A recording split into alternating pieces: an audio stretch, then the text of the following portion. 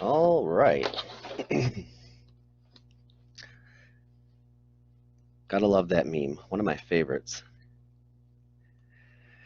Okay, well, I hope everybody is sitting down for this first definition. It's going to be an earth-shattering one. This section is going to be devoted to the linear function. The next section, will continue on with linear functions, but we're going to study them from the context of data. So when we get to section 4.2, we're going to be working a little bit more with models, okay, which was kind of the idea of our last section of chapter 3, section 3.6, and we'll be doing a lot of neat and fun things on the graphing calculator in order to build those models. But this one is kind of setting the table up for that. And then there's going to be one more function that we study in chapter 4, and that's the quadratic function. All right, and by the way, both of these functions involve expressions we've already worked with in this course, so you probably will have some familiarity with a lot of these things. But we're also going to tie in some of the newer lingo and skills to do with functions that we were looking at in chapter 3. So both the linear and the quadratic functions are special cases of what are called polynomial functions, which is, for the most part, what all of chapter 5 is about. There's a little bit of study on rational functions, but I like to think of chapter 4 overall as kind of like a table setting chapter. It kind of gets us primed up for chapter 5, which is on polynomials. So a linear function, like I said, I hope you folks are sitting down for this, is a function of the form, here we go, f of x equals m x plus b. Shocker, right? Wow. But yep, this is a linear function, and provided that the slope is not the slope of a vertical line, in other words, undefined, linear functions of that format, or linear expressions of that format, will pass the vertical line test, qualifying them all as functions. So we're going to study mx plus b from the context of functions. So everything up to this point, increasing, decreasing, and so on and so forth, may apply, and we'll address those when we come to them. Now, we already know that m is the slope, b is the y-intercept. In this section, slope gets some more terminology. In particular, slope will also be referred to as the average rate of change. Okay, and the average rate of change is simply the slope m, and sometimes the author will refer to the slope m, and this is something we saw back in chapter 2, as delta y over delta x, or change in y over change in x, hence a rate of change. Now, if the rate of change is positive, so the value of m is positive or greater than 0, we're going to have a line that increases from left to right. So we could say that the linear function is said to be increasing.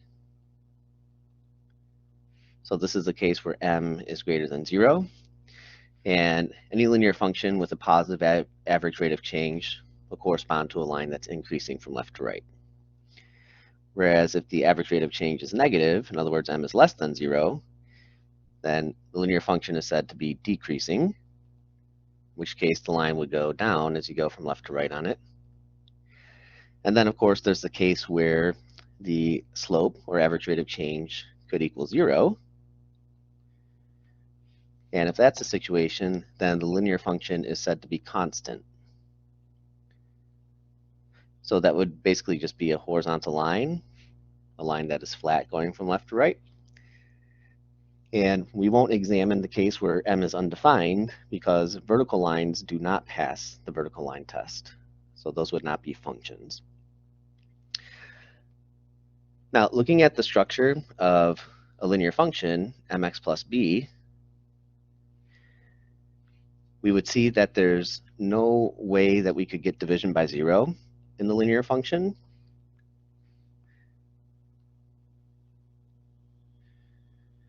And there's also no square roots ever going to be involved in a linear function. So it's never possible to have like the square root of a negative with a linear function. So when we have both these facts together at the same time, anybody recall what the domain of a function would be that satisfies no division by zero and no square roots of negative?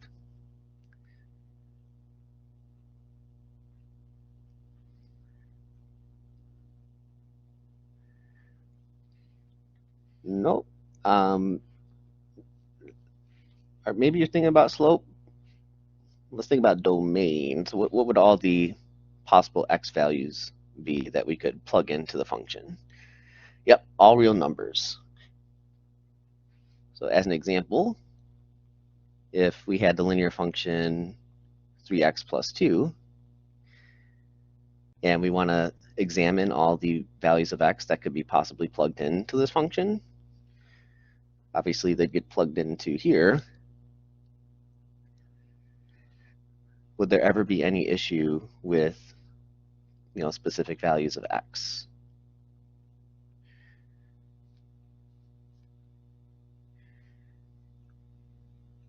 So even if x were 0, we would still get an output.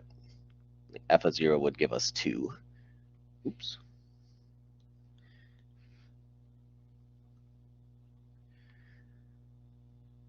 And f of any negative number will still give us a real number output, and f of any positive number would also give us a real number output.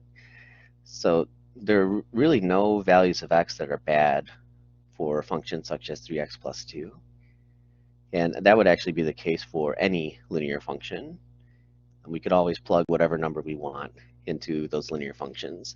So the domain is always going to be all real numbers. Make sense?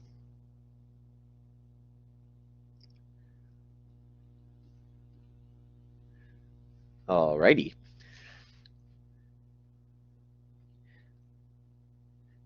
So one thing that we might be interested in doing is identifying when we have a linear function. Graphically speaking, I think it might be a little clear when we have a function that's linear, or we would just look to see whether or not the graph is that of a line. But linear functions can also be presented in table format, which is what we have here. And I'll show you some tips as to how you would identify whether or not a table of values corresponds to a linear function. And it all hinges on the fact that a linear function will have an average rate of change which is equal to the slope. And the slope is the same throughout any given line. For example, in that example I just gave up here with 3x plus 2, the slope of that line is 3, and it will always be 3, no matter which points you're looking at on the line. So what you do with a table of values to see if you have a linear function is you examine the rate of change between any two pairs of points. And a quick way of doing that is just to take a look at what you would need to add or subtract in order to get from one y value to the next, as well as what you would add or subtract to get from one x value to the next. So I'm going to start with the y values. First one I'd like us to look at is -4. If I had to go from -4 to 0, what could I add or subtract in order to go from -4 to 0? 4. Now let's look at the x values, starting with -2. How could we get from -2 to -1? We'd have to add 1. So the average rate of change based on these two pairs of points would be 4 over 1. All right, let's go from 0 to 4. How could we get from 0 to 4?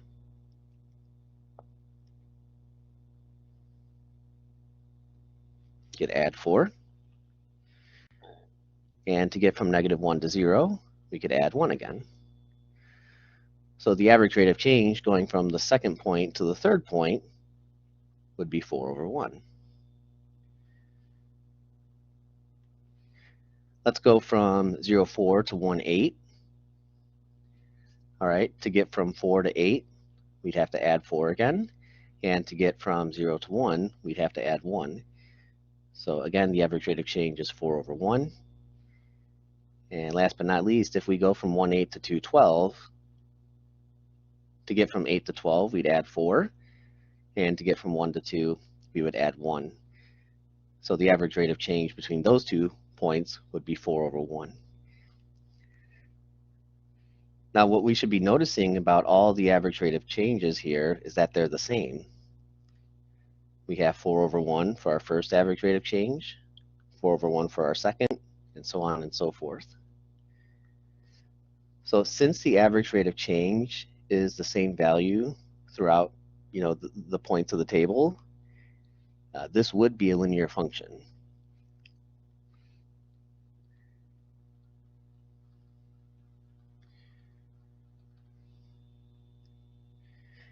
And we could actually come up with the equation for the linear function.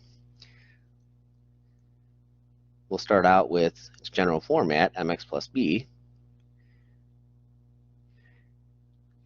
We have a value of m, okay? It's the average rate of change, which was 4 over 1. I'll just write that as 4x.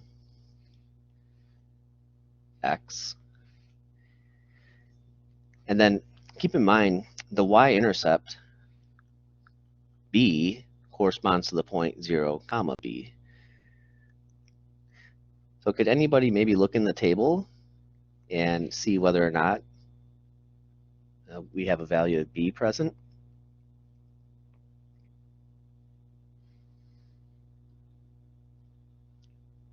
You got it. Yeah, we actually have a point of the format 0, comma b, specifically 0, comma 4. So that value of 4 is our b value. So our linear function would be 4x plus 4. Okay, any questions about this example?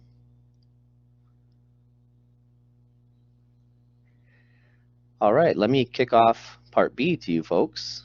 Go ahead and see if you can apply a similar approach and determine whether or not that corresponds to.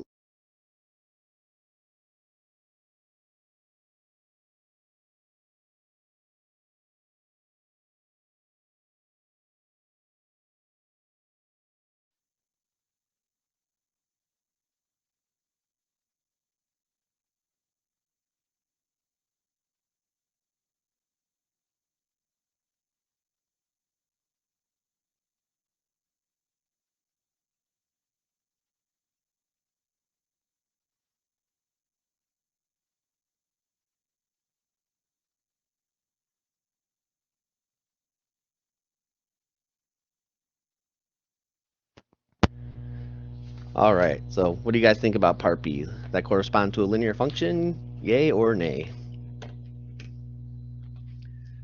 Correct. Definitely a no for this one.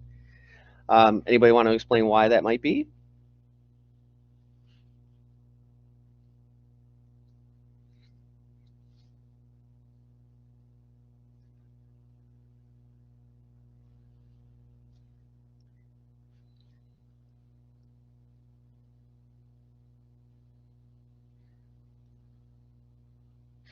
Yep, so the average rate of changes between um, the points is not the same value. I'm going to start with the first y value of -8. To get from -8 to -3, we'd have to add 5. And to get from -2 to -1, we'd have to add 1. So for the first two pairs of points, the average rate of change would be 5 over 1. And if you look at the points -1, -3, and 0, 0, to get from -3 to 0, you'd have to add 3. And to get from -1 to 0, you'd have to add 1 again. And right here is where you can actually clinch the conclusion the average rate of change between those 2 points would be 3 over 1. Oh, you can't see the work? Oh, okay.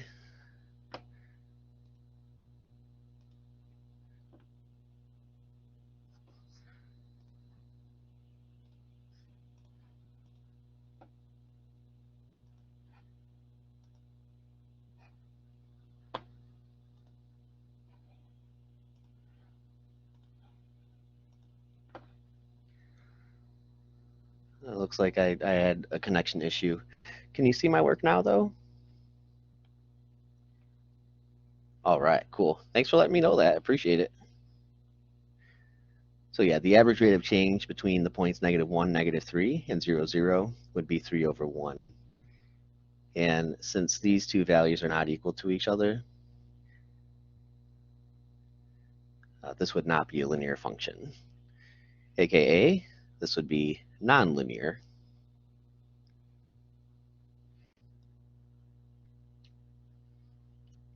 Okay, questions, comments, concerns? Winning lotto numbers?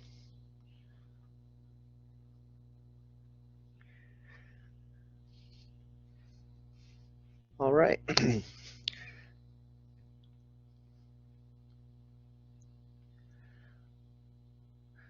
So we're going to start working with graphs of linear functions on this page, and we'll incorporate function notation along with it to solve an equation and an inequality. So we have the graph of two linear functions, and how we can assume that they're linear functions is just by the shape of the two graphs of f of x and g of x. They appear to be lines, and they would both pass the vertical line test, so that would qualify them as linear functions. And in this diagram, you can see that there's a point of intersection, specifically at the point 2, 5. And what I'd like to do, and this will be helpful for actually both parts A and B, is just draw a little dashed line to the x-axis and steal the x-coordinate from this point, namely x equals 2, and that's what I'll use to label that tick mark. Now, we don't have the specific equations for both f of x and g of x, but it turns out you really don't need their equations in order to solve something like f of x equals g of x and f of x is greater than g of x. As long as they provide us some information, specifically the point of intersection, which they have, we'll be able to solve these two. Starting with part A, where they want f of x to equal g of x, this is very similar to what we were doing on the graphing calculator, where we would basically try to figure out where y1 is equal to y2. And if we wanted to solve something like that, we would use the intersect feature. And that's kind of how we want to operate with an equation such as this. We want to look for a point of intersection.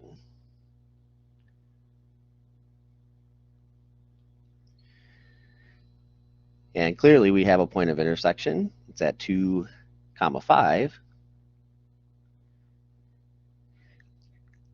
And the value that we would use from this point of intersection is the x value, right? Because when we were doing the intersect feature, we would find the location of the point of intersection, and our answer would always be the x coordinate. So based on this point of intersection, our answer to f of x equals g of x should be x equals 2.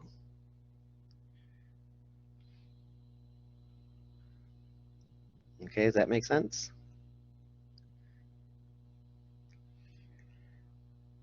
Now for part B, we're in an inequality setting, specifically f of x is greater than g of x. And in the context, for which we're in right now, the greater than symbol gets interpreted in a special way. Greater than means that we want to look for any part of the graph of f of x that is above or higher than the parts of g of x. And the point of intersection can actually help us identify which part is relevant. So let's look at the point 2 comma 5. And I'm going to just draw these lines with different colors just to make it a little easier on the eyes. I'll have f of x be green and g of x, I guess I'll have that be orange. Peas and carrots right there. All right. So if we want, we can indicate that f of x is the green graph. Maybe I'll put a box around it. And then g of x is the orange graph. Put an orange box around it. We want to look at the area of the coordinate plane where we have green above orange. If we start at our point of intersection, we basically have to look at, what's going on to the left of the point of intersection and what's going on to the right of the intersection. To the left of this point of intersection 2 comma 5, we have orange above green. Okay, so to the left of this point of intersection, we would have the graph of g of x being higher than the graph of f of x. Can you guys see that? Now to the right of the point of intersection, that's where we have green above orange.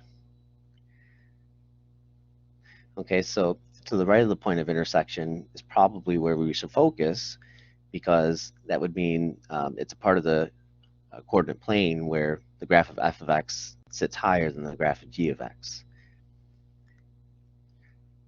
Our answers to this, though, are going to come from our x-axis.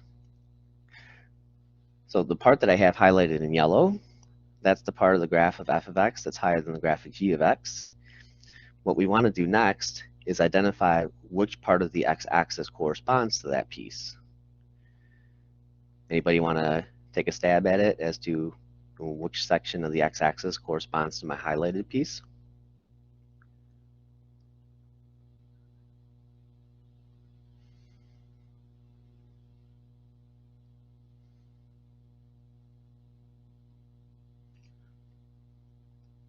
Two is part of it, yep.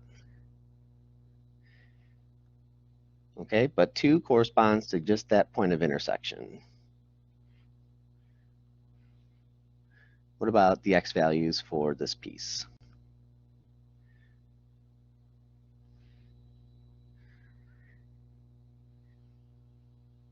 The x values for that piece would actually be a little bit more than 3, 4, and 5. This piece that I have circled extends forever, increasing in this direction. And so what that would mean is that we're not only using 2, yep, you got it, we're going from 2 all the way to positive infinity. Okay, so all the x values that are a part of this highlighted or circled piece would be those that are from 2 all the way down to positive infinity. Yep. Well, actually, I shouldn't bracket the 2, though. Let me fix that. We should actually put a parenthesis on the 2. And the reason for that is because our inequality symbol doesn't have a bar underneath it. So we're not going to include 2, although I think I misspoke and said 2 is part of it. Well, it is kind of involved. It does kind of separate the part of the x-axis that doesn't correspond to that piece, from the one that does. But it does not get included just by virtue of there not being a bar underneath the inequality symbol. So parenthesis 2, comma, infinity, parenthesis.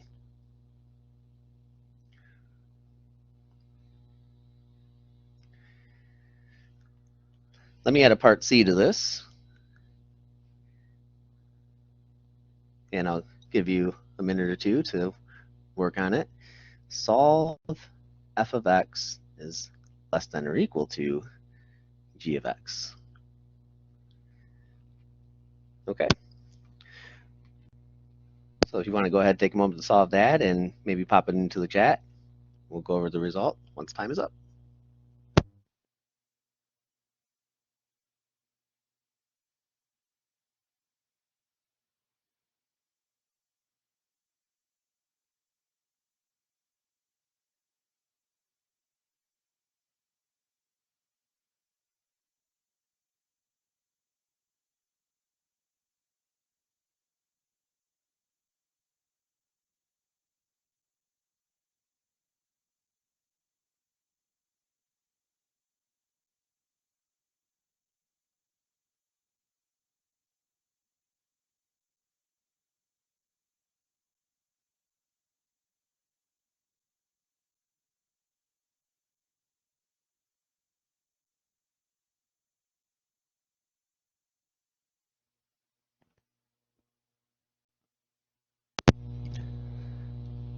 All right, so if greater than meant above, what do you think less than corresponds to?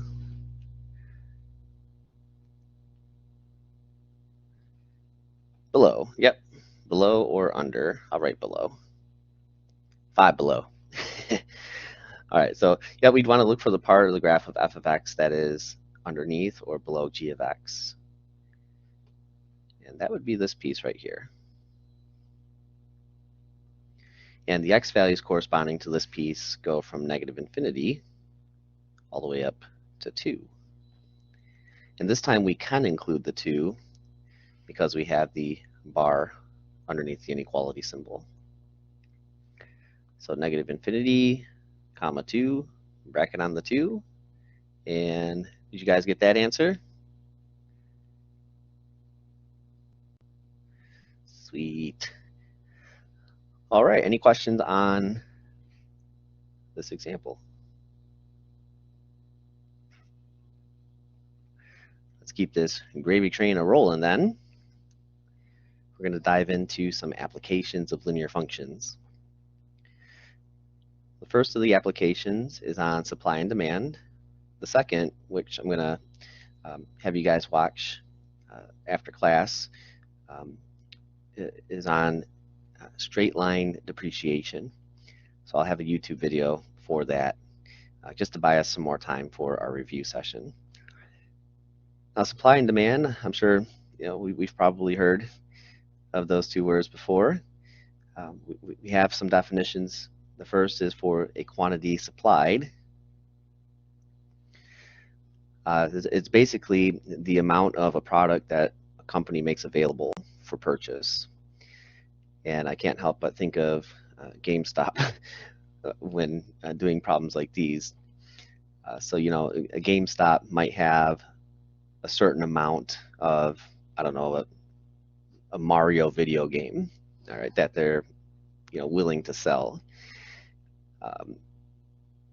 And nowadays, there's a lot of analytics and data analysis that goes into like how much Mario games should be, like a recommended amount of Mario games should be in stock for GameStop. And that's sometimes dictated by a prediction of how many they could expect to sell. All right, so they're what are called actuaries and data analysts. There we go, data analysts that can somewhat predict, based on data, how much GameStop would be expecting to sell of a certain video game, such as Mario. And the quantity sold can be linked up to the demand. All right, and the demand is basically the amount that the general public wanted to purchase. Okay, it says here the quantity demanded of a good is the amount of product that consumers are willing to purchase. Now, these two quantities can fluctuate, and that's because these quantities, by and large, are dependent upon price. Okay, specifically the price per unit. right? So whatever the price of a Mario game might be. And as you adjust those different price points that you could assign, you naturally affect the quantity supplied and the quantity demanded. In this section, quantity supplied and quantity demanded are going to be given as linear functions. And typically the notation that you'll see for both of these functions is in function notation, and the quantity supplied will be written as capital S of P, indicating that the quantity supplied is a function of price. So the price dictates how much is going to be supplied, and then how much the general public is willing to buy would be given as capital D of P, which is the demand. And I'm going to give you a little graphic here. Draw a quadrant 1. Kind of a derpy quadrant 1. Kind of flatten it out a little bit. There we go. And along the x-axis, I'm going to put P, standing for price. Along the y-axis, I'm going to label it as S, comma D, because I'm going to have two graphs involved here. And these are basically two quantities. So I'll put quantity.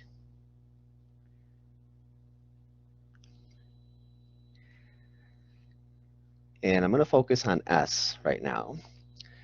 Let's assume that both S and D are linear functions. As the price increases, so let's imagine that we're traveling along the p-axis, going from left to right. What can happen is that as the price increases, the quantity supplied increases. This would be a representation of S of P. And one reason why this might be is because a company might be trying to reach a certain revenue goal, or just try to bring in as much money as they possibly can. And so for a while, they can get away with increasing the price, in which case, as the price increases, more and more money is coming in. So, on the business side of it, you want to stock up, as many video games as possible, at the highest price possible, so that you can bring in, the most amount of revenue. But what can happen is that as you increase the price, the demand tends to go down, right? Things just eventually become too expensive for people. And so a demand linear function, as we'll see, is typically given as a linear function with a negative average rate of change, meaning that it's a graph that tends to decrease as we go from left to right. And that's because as you increase the price on your product, you begin turning business away because, at some point it might just be too expensive for the customers. So the name of the game becomes finding what I like to call a sweet spot in the graph, and that would be the point of intersection. In this textbook, the author likes to call that point of intersection a point that corresponds to an equilibrium price and an equilibrium quantity. You may have heard of it as like a break-even point. Okay, breaking even means that everything is balanced out, right? Hence the use of equilibrium. But this point right here, I'm just going to refer to it as equilibrium. And it's the point at which the quantity supplied equals the quantity demanded.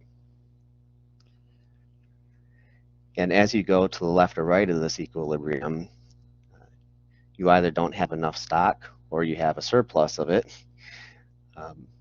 And the demand corresponds to that accordingly.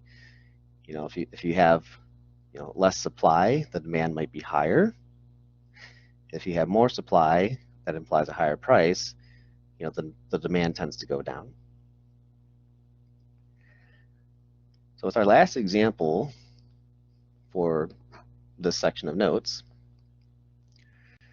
we're going to be working with supply and demand for cell phones. It says suppose the quantity supplied S and the quantity demanded T of cell phones each month are given by the following functions. P would be price in dollars, and we have a supply function, which is 30p minus 900, and a demand function, which is negative 7.5p plus 2850. Now, if we look at the average rate of change of the supply function, that's positive, so this would correspond to a line that increases from left to right. Whereas if we look at the average rate of change for the demand, it's negative, so that would be a line that decreases from left to right. So it corresponds to this diagram that we drew out for our supply and demand discussion. What we want to do in part A is find the equilibrium price, and then we'll use the price to find the equilibrium quantity. So this is a two-parter. For the first part, what we do is we set the supply equal to the demand. And what that will really boil down to is taking the function expression for each of these, so 30p minus 900, setting it equal to negative 7.5p plus 2850, and then solving for p. All right, so can I have you guys maybe solve for p, and when you get your answer, pop it into the chat bar.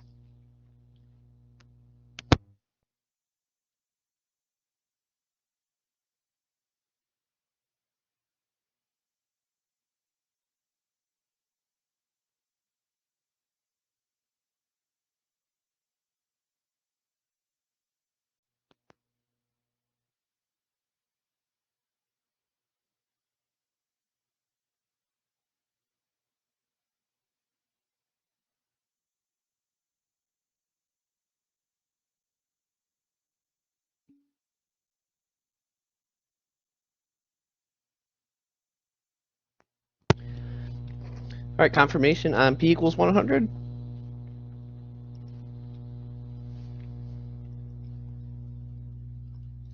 All right, I'll flesh out some details here. I added 7.5p to each side. And if you want to do two stones with one bird like Chuck Norris does, we can add 900 to each side at the same time. All right, that would give us 37.5p on the left, and on the right-hand side, 3750. Dividing by 37.5, we get p equals 100. So in order for the quantity of cell phones supplied to exactly match how many the general public demand or purchase, they would need to be priced at $100. To figure out how many cell phones that would be, i.e. the equilibrium quantity, we just plug this value of p into one of our functions. And it doesn't matter which function you use, because this answer for p is the value of p that makes the two quantities equal each other. So I'll just choose one of the functions at random, maybe s, and we'll figure out s of 100, which would be 30 times 100 minus 900. That's 3,000 minus 900, which gives us 2,100. 2,100 cell phones, right? That's our product here.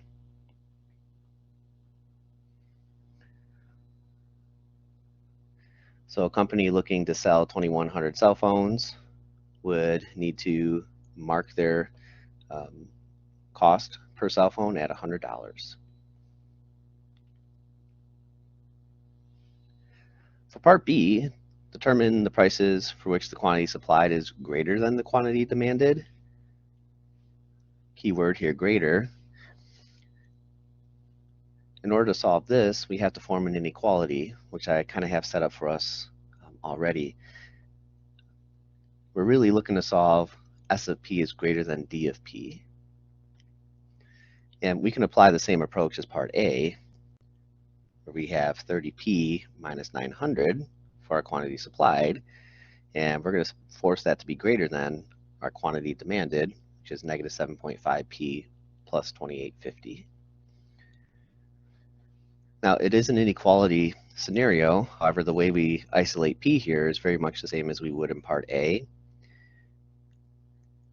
And if you have P on the left-hand side throughout all of your steps, like we did with part A,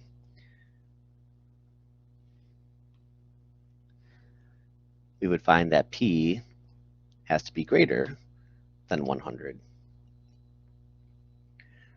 Now, sometimes the greater than symbol can change, okay, and the greater than symbol would change to a less than if there's division by a negative number.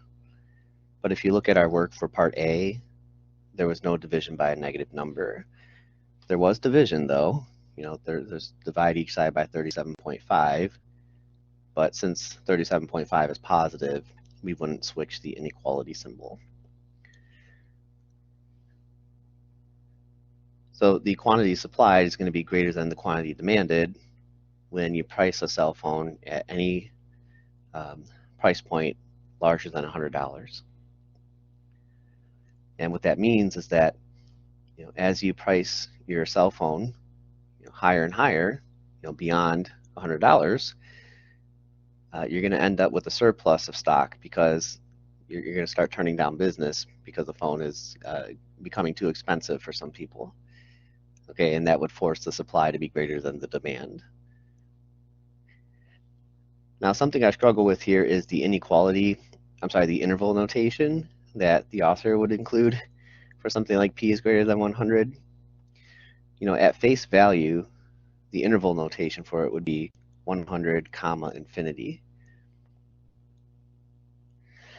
And the reason why I struggle with that is because it's impossible to have an infinite number of cell phones.